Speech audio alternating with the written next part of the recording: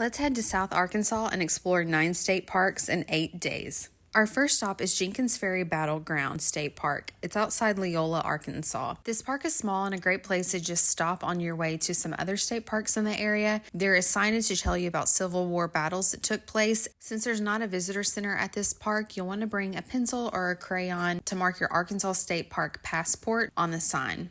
After our stop, it was time to continue on to what would be our base for the week, which is the MORO State Park outside of Jersey, Arkansas. We would camp here for the week and use this as a place to take day trips to other state parks and areas throughout the week. We'll explore more of this park later, but let's jump to the next day. So on day 2, we got up and drove to Arkansas Post Museum State Park in Gillette, Arkansas. We walked around the buildings and had a picnic here. There's so much to take in, and this is really an important part of Arkansas history. If you want to learn more about the history of the state, you need to visit Arkansas Post. There are original buildings that are here, as well as some new buildings that hold exhibits dating back to when the French and the Spanish explored the area, the Native Americans that were here, and then the beginning of the Arkansas politics and government that we know today.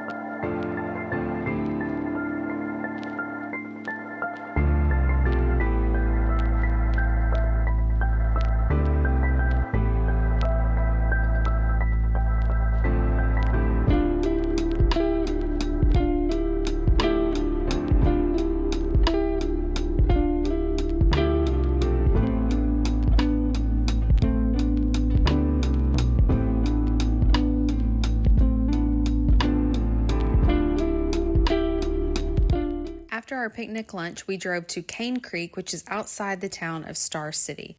Cane Creek is a great park if you are into fishing or kayaking, and they have a campground.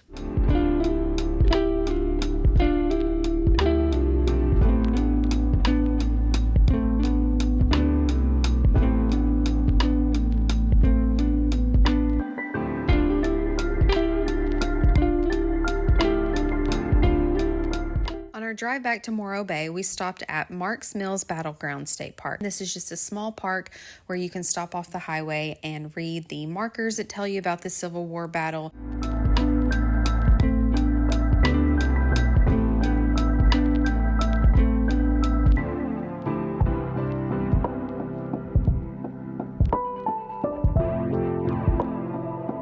On day 3 of our trip, we decided to stay at MORO Bay. We took a guided tour on a pontoon boat to go throughout the area and learn about where the 3 waterways meet. You'll see where MORO Bay and Raymond Lake join the Ouachita River.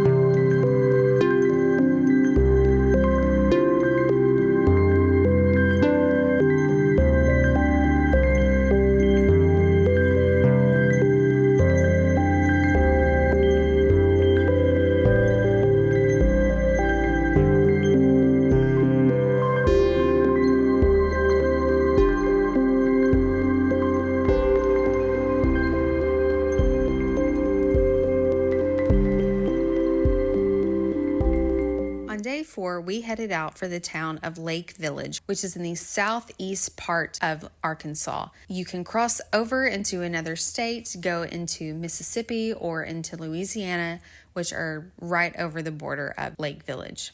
We first headed to Lake Chico State Park, which is on Lake Chico, which is the largest natural oxbow lake in America. The visitor center can tell you how the lake was naturally formed, how it split off of the Mississippi River, and the history of this area.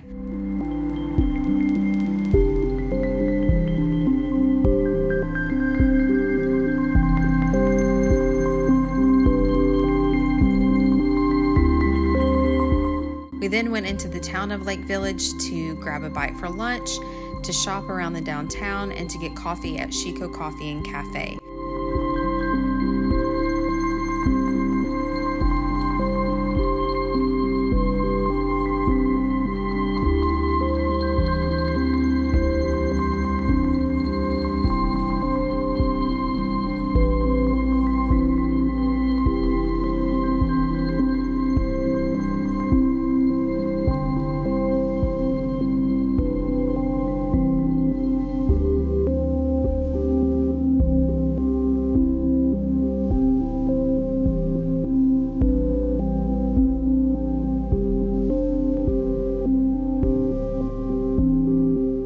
Right across from that is the Arkansas Welcome Center, where you can get pamphlets about things that there are to do in the state, as well as learn more about the area. We then drove over to Lakeport Plantation, but it was closed just minutes before we got there, so we didn't get to tour the plantation, but you can walk around the property and learn a bit about it. I definitely would recommend checking it out, checking their hours before you arrive. The next time we're in the area, we want to actually be able to tour the house.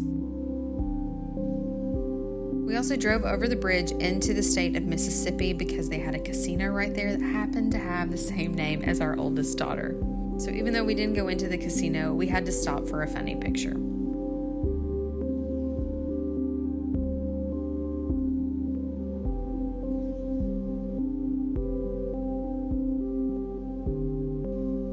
It was then time to head back to MORO Bay. It had been a full day, so we got back to our campsite and we decided to walk the quarter-mile Deer Run Trail.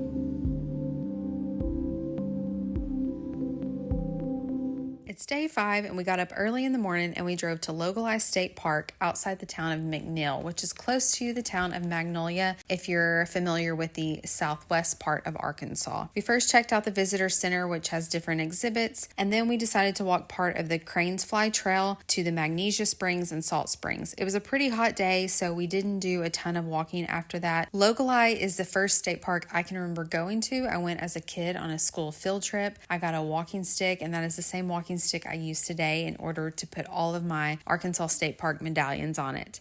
And now our girls are collecting the state park medallions.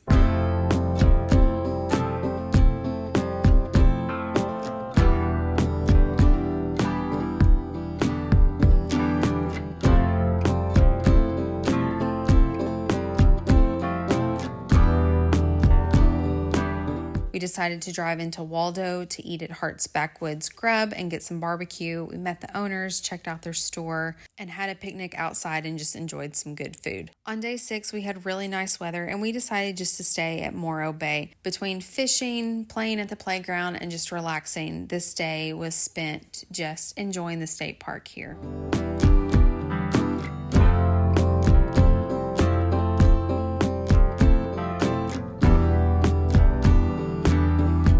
On day 7, we got up in the morning and we drove to the Arkansas Museum of Natural Resources State Park in Smackover.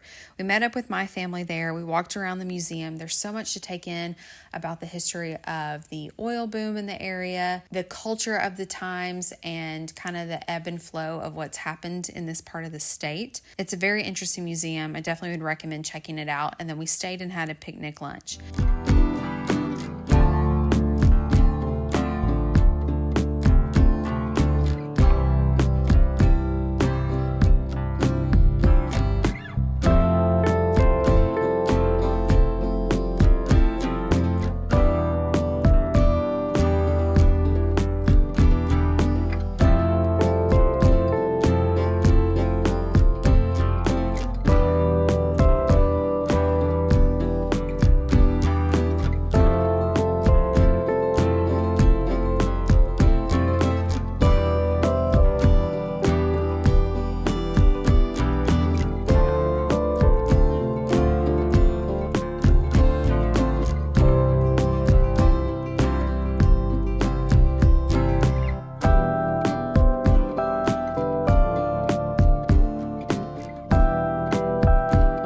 then went into the town of Smackover. My parents lived there before I was born, and so we wanted to check it out and see the stoplight that is the only pedestal stoplight left in the state of Arkansas.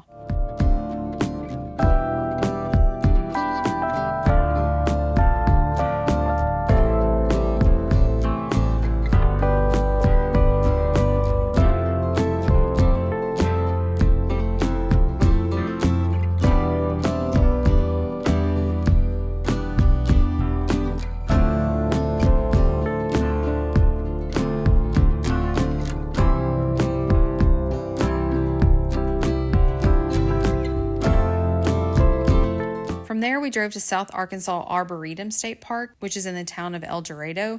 This is a park where you can just walk around, take in the flowers and the trees and listen to birds. There isn't another state park quite like this. It's just like taking a stroll through a beautiful park. There's not a visitor center, so remember to bring a pencil or crayon to mark your stop on your passport.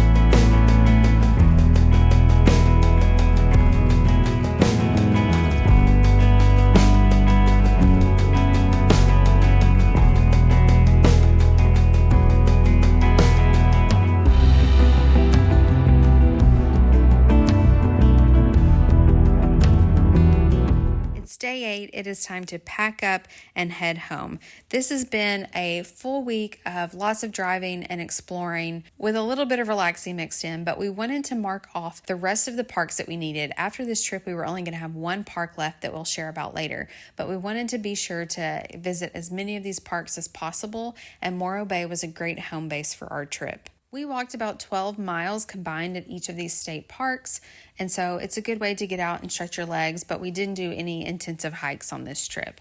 The weather is pretty nice this time of year in this part of the state because the further you get into late spring and throughout summer, it can get incredibly hot and the mosquitoes can become a problem. But in the spring, you do have to deal with heavy pollen, but you can have nice cool weather days to enjoy being outside, to fish, to enjoy exploring all of the parks without feeling like it's getting too hot or that the mosquitoes would be too intense. There's a lot of history in this part of the state, so we definitely recommend checking out these parks and let us know what else we should do the next time that we visit each of these towns. We'll see you next time for our very last of the 52 Arkansas state parks.